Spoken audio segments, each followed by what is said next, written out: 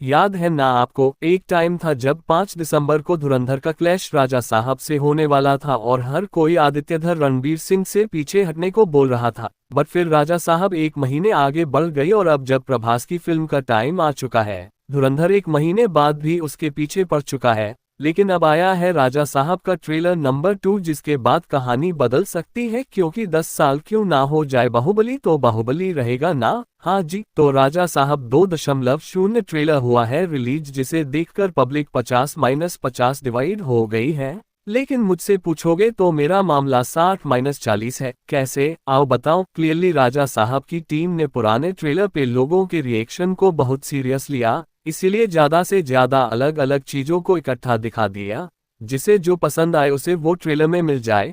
Horror theme के साथ चिपक के रहने का ट्राई भी किया, साथ में कॉमेडी डालने का फॉर्मूला डायलॉग्स पे छोड़ दिया। मानो कि ना मानो, इतना फ्री हो के एक्ट करते हुए प्रभास को बहुत टाइम से नहीं देखा।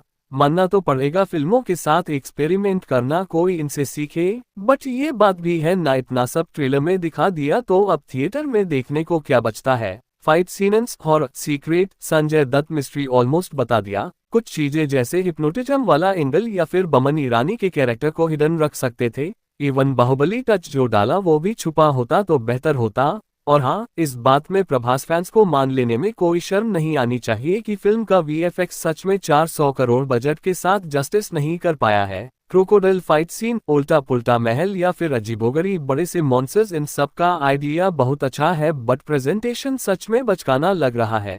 आदि पुरुष 2.0 कुछ लोगों ने बोलना शुरू कर दिया है और वो टोटली गलत भी नहीं है, क्योंकि इन स्पेशल इफेक्ट्स में कुछ भी स्पेशल नहीं है। बट पूरा गेम बदल जाएगा अगर राजा साहब का क्रॉसओवर भूल भुलैया से हो जाएगा। दिमाग में चलने वाला भूत किसी भी वीएफएक्स सीजीआई से ज्यादा डरावना और इंटरेस्टिंग होता है। सेम टू सेम मंजुलिका जैसा कुछ तो फॉर्मूला जरूर आएगा जब प्रभास का यह एक्चुअल राजा साहब वाला ट्रांसफॉर्मेशन संजय दत्त के सामने खड़ा हो जाएगा। राजा साहब की कहानी में अगर दम हुआ तो घंटा किसी को फर्क नहीं पड़ेगा कि वीएफएक्स कैसा है, स्पेशल इफेक्ट्स बच्चों वाले हैं या फिर सब प्लास्टिक है। नकीसा लग रहा है। एक तगड़ा वाला सस्पेंस, दिमाग हिलाने वाला क्लाइमैक्स और विलेन का भी बाप निकलने वाला राजा साहब का ओल्ड स्टाइल कैरेक्टर, ये फिल्म का पूरा गेम बदल सकता है। फॉर एग्जाम्पल, ये 3-4 सीन्स, इनको देखकर लगता है राजा साहब में कुछ तो ऐसा है जिसको थिएटर के लिए बचा के रखा है। शायद काली माँ से जुड़ा स्पिरिचुअल एंगल फिल्म का एक्स फैक्टर होगा।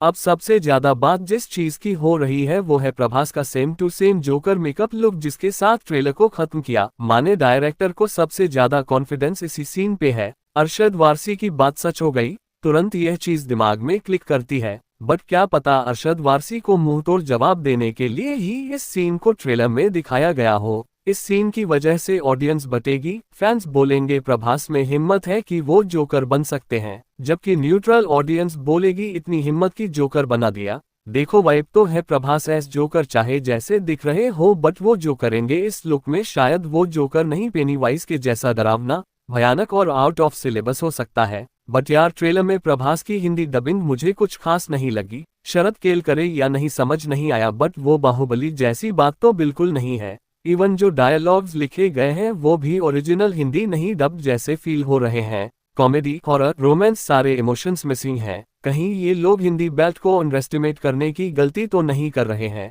ऐसा है तो फिर राजा साहब से फैन सर्विस बन जाएगी। पैन इंडिया में प्रभास को लेने का फायदा नहीं होगा। राजा मौली जैसे डायरेक्टर अपनी 1000 करोड़ बजट फिल्म को प्रमोट करते हैं तो नॉर्थ से आशीष चंचलानी को साथ रखते हैं, क्योंकि उनको पता है हिंदी ऑडियंस किसी भी फिल्म की किस्मत बदल सकती है।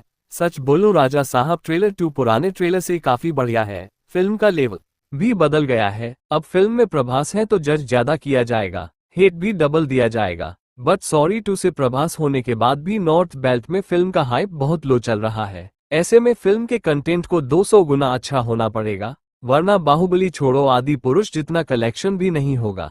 तो मेरे हिसाब से राजा साहब के पास खोने को कुछ नहीं है, बस भूल भुलैया जैसा एक ट्विस्ट, और यह फिल्म 60% काम कर जाएगी। इतना तो पक्का है, या तो फिल्म डिजास्टर होगी या फिर गेम चेंजर। यह मामूली तो नहीं होने वाली। बाकी आप बताओ, क्या अच्छा लगा, क्या बुरा लगा? धुरंधर फर्स्ट या आओ कभी राजा साहब की हवेली पे? सोच लो और कमेंट में बताओ।